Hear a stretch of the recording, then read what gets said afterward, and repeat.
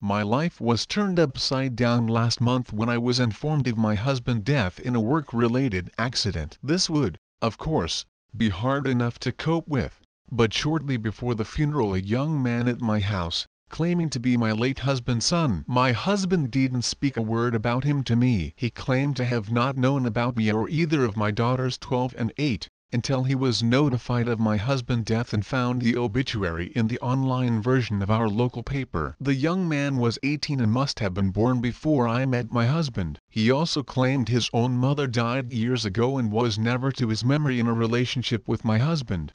So the boy's existence is not proof of infidelity on my husband's part. However, I still feel just as betrayed. My husband never breathed a word of him to me. This boy lives in the UK where my husband sometimes worked. I live in the US. He traveled a lot in his line of work and I can help but wonder how many other secret children did he have? How many times did my husband visit this boy and never told me about it? What else was he not telling me? This boy had pictures with himself and my husband at various ages. He says he was brought up at a boarding school and my husband visited him sometimes. Though I very much want to, I have no reason to doubt his story. The boy asks to come to the funeral. I want to say no, but I feel like I have no right. My kids see me talking to this stranger and poke their heads in to ask what's going on. Before I can stop him, the boy introduces himself to them as their half-brother. Now not only do I have to figure out how to cope with all this information myself, but I also have to find some way to explain it to my children. My 8-year-old does not seem to get the full implications of her father keeping this kind of secret from all of us, but my 12-year-old is clearly upset, although she won't talk about it with me. At the funeral the boy kind of lurked in the corner, but when lunch was served afterwards he approached both my girls and was playing games like tag with my 8-year-old and some of her friends who joined in.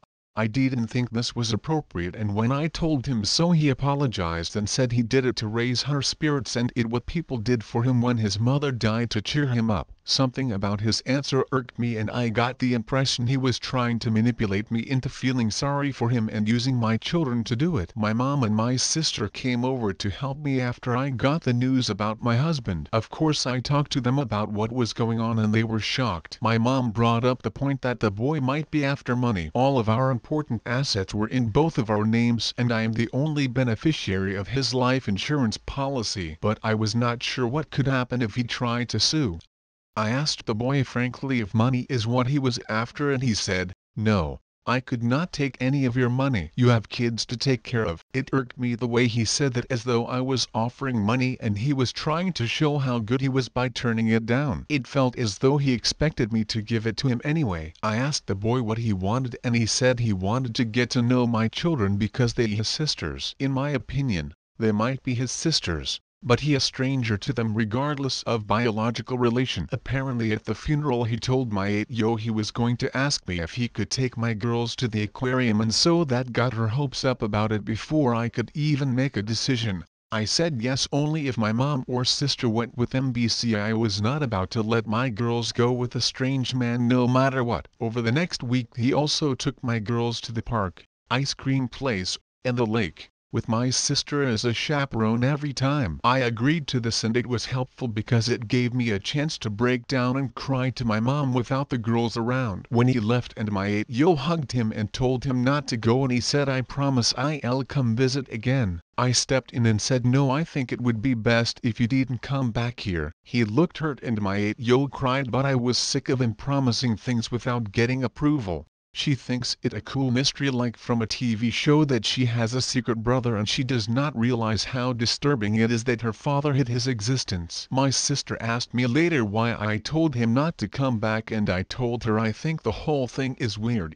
I don't know this boy or his real intentions. He could be some kind of weirdo trying to get my girls alone. My sister says I judged without ever getting to know him and he seems like a very sweet young man. He grew up mostly without a family, and he could have been jealous that my girls got all his father attention, but instead he wanted to connect with them. My opinion is that even if those are his intentions and he totally innocent, I still don't want him around my home or my girls. To me he is just proof that my husband lied to me for years, and it makes me sick to look at him. My girls don't need this drama either, and even my 8-yo is going to be traumatized once she is old enough to realize how much her dad was hiding. Me or my girls don't owe him anything. My sis says that I don't have to want him in my life, but I don't have the right to deny the girls their brother. She pointed out social workers do everything they can to avoid separating siblings because of the trauma. I said it's not the same thing because my girls have only known this brother for a week. My sister said it also important because my girl's brother is now the only person they know of their culture.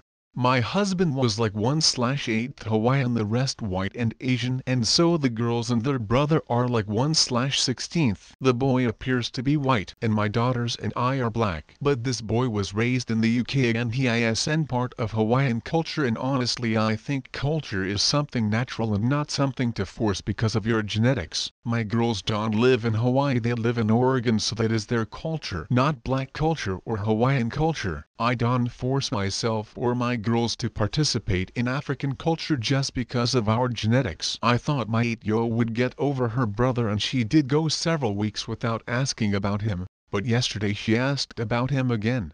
I feel bad about ever allowing them to go anywhere together and bond. I wish I handled the whole thing differently, and now I don't know how to explain the situation to my kids. My 12-yo has and asked about her brother, but she has been extremely closed off since her father's death, and I don't know how this issue might be complicating what she's feeling. I just need outside opinions to know what to do about this. Most comments were calling OOP the asshole or saying she needed to allow her daughters to know their brother. Some people asked OOP why she didn't ask for a DNA test, to which she replied this: I thought about maybe asking the boy about a DNA test, but I don't know what it would achieve. I don't want him in my life or my daughter's life either way, and even if the DNA test came back negative it would only raise more questions, and I don't know if it would open up any legal troubles where now I owe the boy money from my husband's estate if it comes up positive.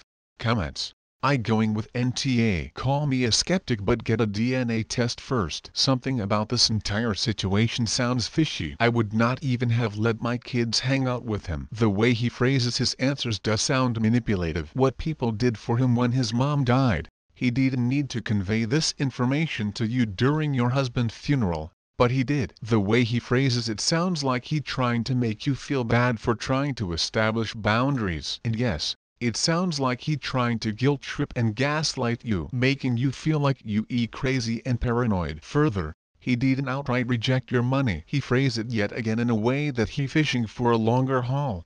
He could have easily said no, I don't want your money, but instead, he said no, I could not take any of your money. See the difference? And the moment you let him into you and your kids' lives, he has been persistently around. Offering to take your kids out without you or any adults being present indicates a possibility he manipulating your young child to get what he wants. The appropriate approach would have been to ask if you, as the parent, is fine with him taking your kids out. He has now heavily inserted himself in you and your kids' lives, all through your children. You need to start asking questions. Alarm bells are ringing in my head.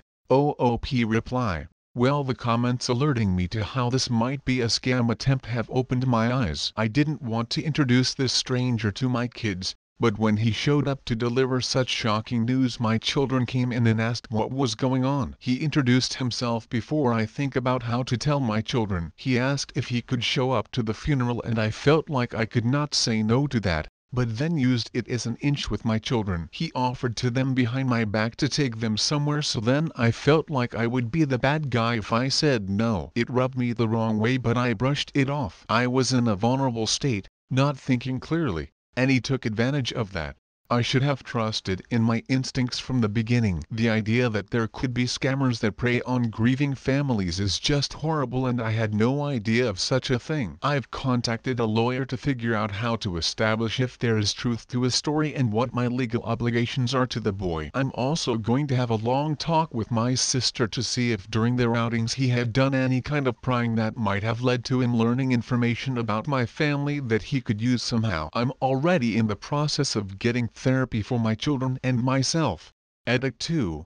People have been saying a lot of nasty things about me, and I don't think I'm going to get much more productive input out of this. So this is going to be my last post on this topic. I considered taking the post down, but I decided to leave it up so people can be aware that scammers operate like this, that they can be so good at what they do that even hundreds of third-party outsiders will take the scammer's side. In hindsight, I can't believe I didn't see it, and I cannot believe I ever let such a person step foot in my home or even speak to my children. Apparently the goal was not to ask for money right away. It was to get close to me and my children and ask me for money later for a fake emergency. Other commenters elaborated on how it works. If my daughter asks about her brother again, I'll have to tell her she was tricked. I don't want to do that to her unless I'm completely sure. So I most likely will be asking the boy for a DNA test, birth certificate, etc. However, not until I have the chance to speak to a lawyer.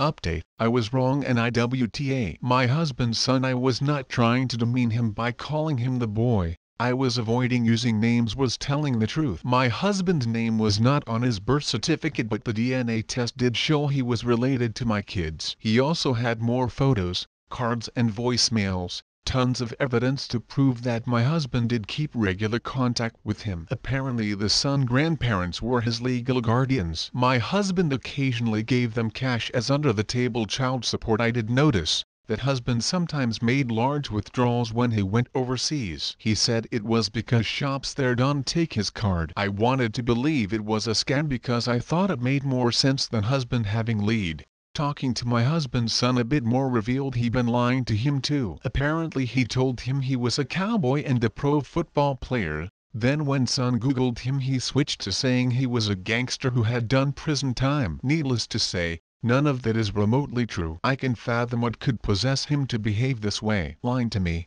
lying to his kid, not raising his kid. I questioning everything husband ever told me and wondering if it was me who died. Would he have abandoned our kids as well? I feel horrible for that boy. I am in therapy and working on ways to cope and forgive husband for my own peace of mind. She helped me work out why I reacted to husband's son the way I did. I thought he was manipulating me and my kids, but what I actually sensed was that he wanted something from me and my kids. I felt like me and my daughters were not in a place to give anything emotionally or financially. So I recoiled from him. But that does not mean he a threat. My kids went to therapy as well. 12-yo has weekly sessions. However, my 8-yo hated it, so I've pulled her out for now. Many people have shared their own stories of being separated from bio-relations and the effect it had on them. I don't understand it because genes don't mean much to me. However, I don't have to understand to respect it. I personally don't feel like I in any place to have any kind of relationship with husband's son, and I don't think he wants one with me. He now appears scared of me, which I do feel bad about. I was not trying to hurt him or scare him, but I will allow him to visit sometime if my girls want to see him. Sis agreed to continue to supervise. As far as money goes, the lawyer advised me that there are many assets that son is entitled to because they were in both my and my husband's name,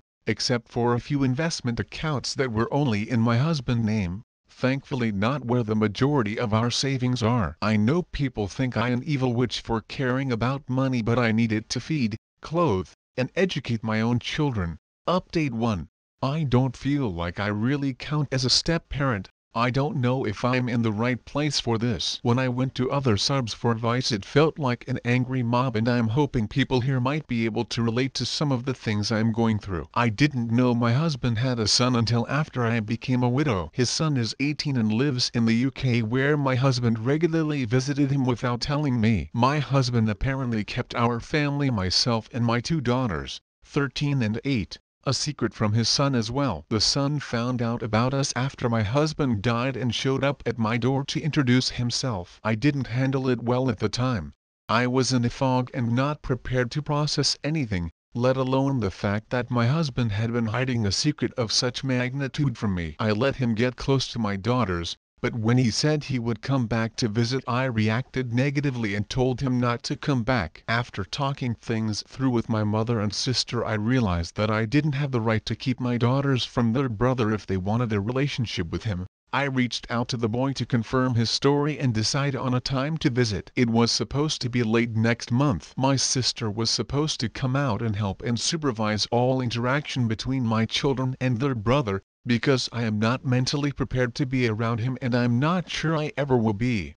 Even though I know my feelings are irrational, I honestly want nothing to do with this boy. I know my husband's behavior is not his fault and that he is a victim, too. But even just looking at his face is a reminder that my husband lied to me for our entire relationship. If I had known he had a child, I might have chosen a different life. I got pregnant in college with my oldest. He was older with a stable job and able to provide for me and my child. He made all these promises. He'd take care of me. He'd take care of our baby. He'd help me get through college. He'd be the good father he never had. And he already had a child he wasn't raising. God, if I'd known that, I might have had an abortion and walked away. I fell in love with him when he said those things, and now I feel like the person I fell in love with never even existed. I don't know if he ever loved me or our kids. I don't know if he was playing a game with us, or using us to build an image. I don't know if he was faithful to me on all those overseas trips. I can trust anything he ever told me anymore. None of this is his son's fault. He's innocent. I know that. But even remembering his existence brings up so many feelings I can't deal with. Which is why my sister said she would help supervise. She played chaperone when my husband's son was getting to know my kids eventually.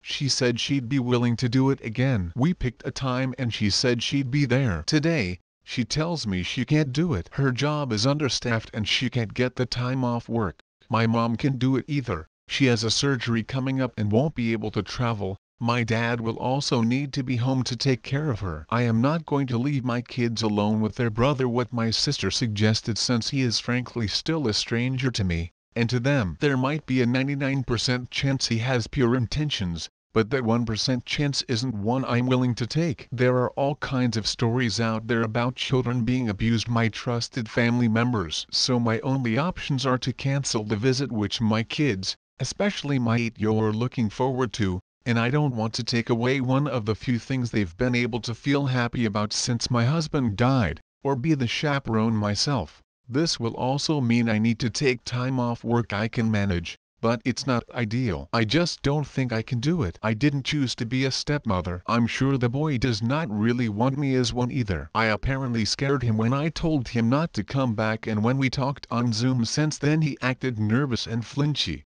like he was afraid I was about to hit him or something. I feel bad about that, as it wasn't my intention. I don't think I can do this. I feel like the meeting is a disaster waiting to happen. Like it's only a matter of time before I lose my temper and ruin the meeting that my kids have been looking forward to. I just have this feeling of dread. I don't know if anyone can help. Maybe it's a long shot. I have therapy on Thursday and I hope it'll help me sort things out. I just feel like I can't do this. It's humiliating to even share this problem with anyone, and even if I try to talk things out with one of the few people I do trust, it's always think about your kids, think about your husband's son, put yourself in their shoes. People even show more sympathy for my husband than me. Maybe it was a coping mechanism for his childhood trauma. Maybe he had a good reason. I'm just burnt out on putting everyone else first and trying to fill the role of both parents for my kids right now. I feel like it's only so long before I snap, and the rope just got a lot thinner. Edit. Thank you for the kind words and advice. When I posted, I was thrown for the loop and on the verge of a mental breakdown. Having had time to sleep on it, I feel that things are going to turn out okay. I'll look into some of your suggestions, such as professional nanny babysitting services, to go along with them. My sister has also said she may be able to work remotely during those weeks and be able to supervise while the kids hang out in his hotel room, McDonald's, library, or somewhere else while she can work while watching. Not ideal because it means they would have to cancel some planned activities. Canceling or postponing the trip would be a last resort. I won't make any decision rashly.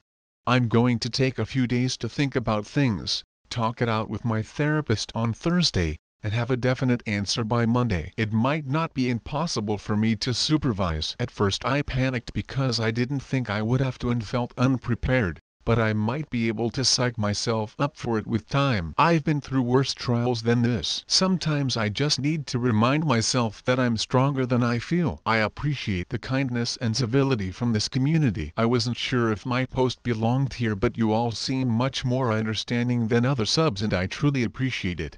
Update 2. I don't think I'm going to post in this community anymore. as I don't really count as a step-parent, but I got some kind words from people here previously. I just wanted to say thank you all for being kind to me and presenting me with solutions when I was overwhelmed and panicking, and let you all know how the visit went. He stayed for about 1.5 weeks. Before he came over, we talked a few times on Zoom, with me, him, and his grandparents. I told him my sister was not going to be able to supervise, and I was frank about how apprehensive I was feeling about being the one to supervise. I don't think he was thrilled about me supervising either. He knew and felt comfortable with my sister, not me, so the feeling was mutual.